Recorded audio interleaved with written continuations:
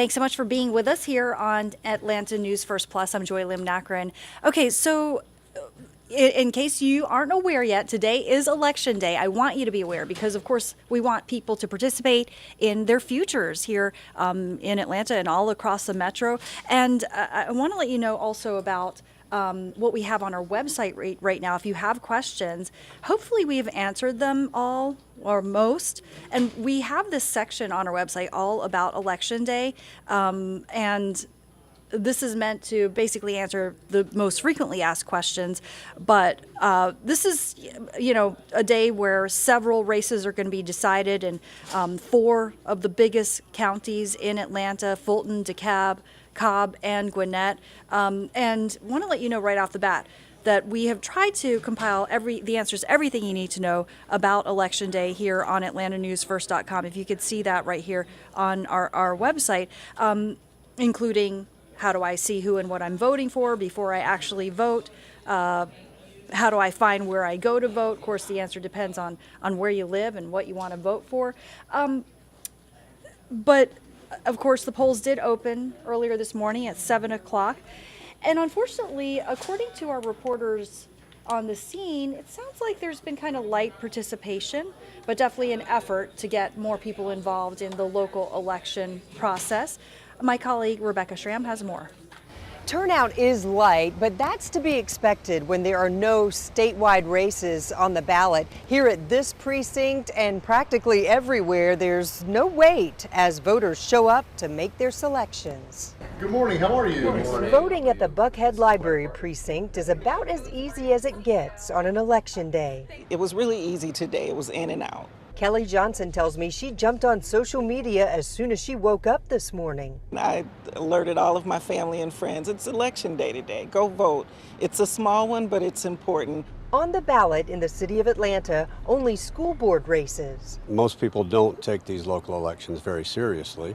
Longtime Atlanta voter Steve Byerly says if you think about it, the school board is one of the most important elected bodies in a community. All you got to do is just look at your tax bill in Atlanta, and about 80% of it goes to the school board.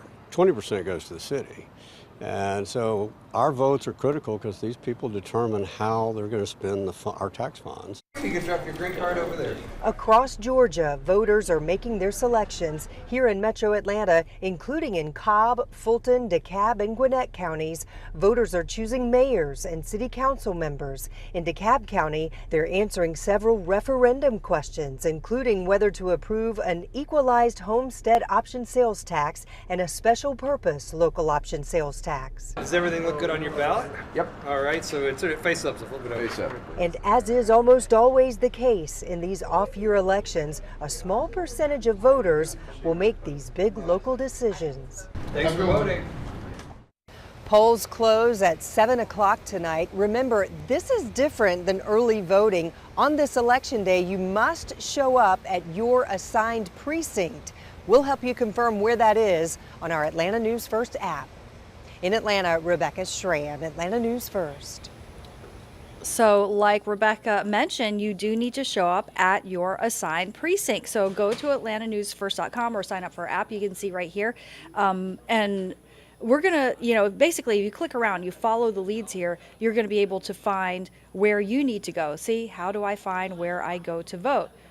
You see this, how to find your voting precinct. You see this on AtlantaNewsFirst.com. First, go to this website. And then you enter all the information stated, your first initial, your last name, the name of the county that you're registered to vote in, the date of birth, all of that. Simply scroll past your address information, find polling information. So that's how you do it. We tried to make it user-friendly for you so that you can get out and participate in your political process. But one of the things that we heard mentioned during Rebecca's story is the important decision about schools and who's in charge of the schools. Well, in the city of Atlanta, the only race that's happening obviously is the one that is going to affect your child in the classroom. School board members. That's what voters are voting on today in Atlanta. They're choosing school board members. Very important race when you consider that they're the ones overseeing the school district's $1.6 billion budget. There are now 5 seats up for grabs on the school board. My colleague, Atlanta News First reporter Chelsea Beimfor, actually spoke with several of the candidates ahead of today's election. I am running again because there's still work that we have to do as school board members. 5 Atlanta Public School Board seats are up for grabs on Tuesday's ballot, and all 5 incumbents are hoping to keep their positions. I was elected 2 years ago, and one of the main things I was focused on was literacy.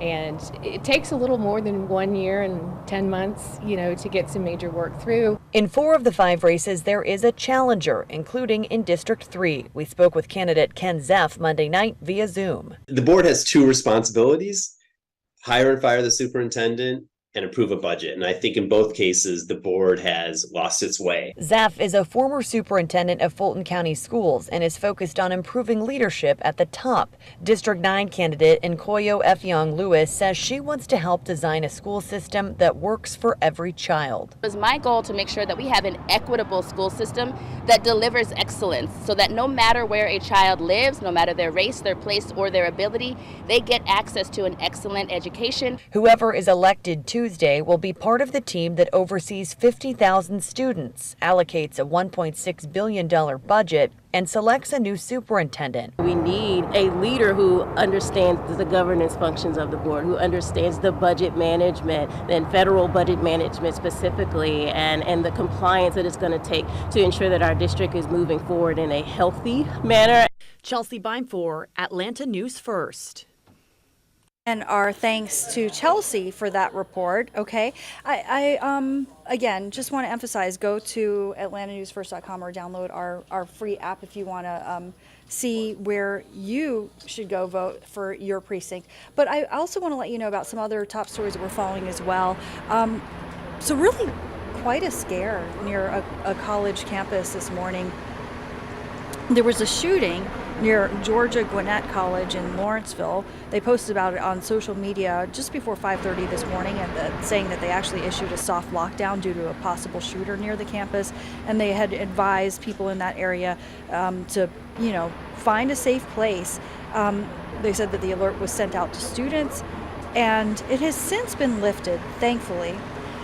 My colleague Bridget Spencer has more on what happened. Students at Georgia Gwynette College can now rest assured there's no longer a threat to their well-being. We have cleared the campus. We have license plate readers that over by the tennis courts that showed that the suspect vehicle did leave the area. He never came on the main campus. Around 5:30 in the morning, the college sent out an alert saying there was a shooting nearby and the campus would immediately go into soft lockdown. A soft lockdown means that we lock up the buildings and we allow people to move around inside the buildings, but we don't want them going in and out of the buildings. We also close the campus so visitors don't try to come on the campus. A hard lockdown would occur if the threat is on campus and all will be told to shelter in place. Thankfully, that did not happen. Meanwhile, Lawrenceville police are investigating the shooting, which happened at the entrance of the Charter Club neighborhood. Police are sparse on details, but say the victim is a 35-year-old man unaffiliated with the school, but he's expected to be okay. We would rather react in full force, and then later on it ratchet down and we de-escalate. And thanks to Bridget Spencer for that report. Also, there is an investigation underway by the Georgia Bureau of Investigations at the moment. So what they're looking into is a wild police chase. You can see some of the images on your screen. And it led to a car slamming into a bus full of kids. It ended with shots being fired. Atlanta News First reporter Madeline Montgomery has more on what happened. Right now I'm here at the intersection of Mount Gilead and Campbellton Roads, and with how severe this accident was, it's really a wonder that no bystanders were hurt. Just go ahead and take a look at the video coming from a nearby gas station showing the moments before and after a stolen car crashed into a school bus, according to the Georgia Bureau of Investigation. And thankfully, none of the kids on that bus were hurt. Before this, around 4 o'clock, Georgia State Patrol says that they were trying to pull over the stolen black car, but the driver refused, running the red light, causing the crash. We're told several people were then trying to escape that stolen vehicle and trying to run from the crash. GBI says troopers chased after one of those suspects, 18-year-old Jaron Peters. Investigators say Peters shot at the officers, and so they shot back. Troopers end up losing sight of Peters. He tried to break into several homes in the area, according to the GBI, and eventually they did find him. and police were able to arrest Peters. And they say that when they did arrest him, they found that he had been injured, and so he did go to the hospital. And we're still waiting to hear from the Georgia Bureau of Investigation as far as if the other people who were inside of what they say was a stolen car were suspects. We're trying to find out who they were, if they've been identified, and if they've been arrested as well. Reporting in Southwest Atlanta, I'm Madeline Montgomery, Atlanta News First. Okay, also want to let you know about this. Families all across Atlanta are soon going to have faster access to first responders during emergencies because the Atlanta City Council has passed millions of dollars to help Atlanta Fire and Rescue.